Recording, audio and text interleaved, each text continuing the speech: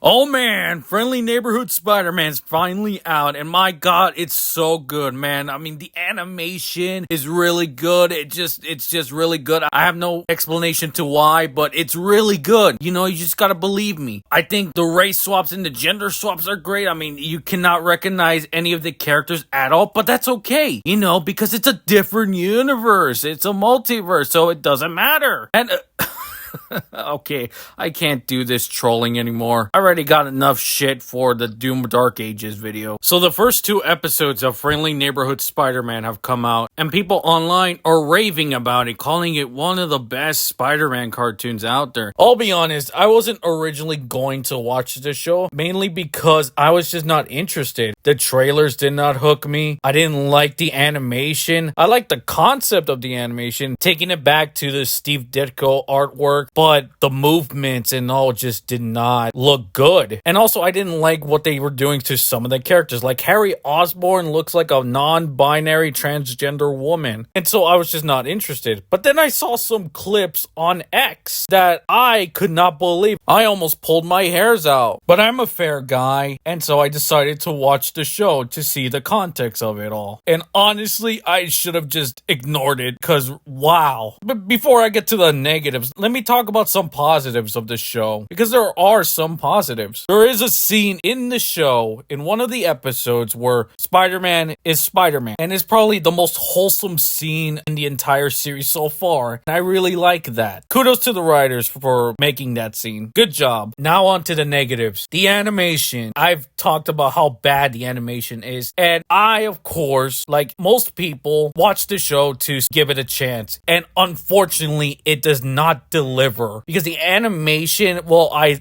said, I like the concept of it. Execution was just not there. The movements just feel wonky. It doesn't flow well. The action scenes especially are very slow and boring. Compare it to something like MTV's Spider-Man, a 3D cel-shaded Spider-Man show that came out in 2003. Looks way better than this. But animation's hard, so you shouldn't judge it. No shit, animation's hard. But when you have a show that probably has a bigger budget than it should have, because you know Disney loves to put as much money into their projects, plus the amount of time that they had, because this show was been delayed multiple times, and it looks like this. But then you have another show that came out years ago that probably has a lower budget, and it looks so much better. How is that possible? Where is the money going? So animation's really bad. All I can say is they tried, at least. That's all I can say. But now let's move on to the story of the first two episodes.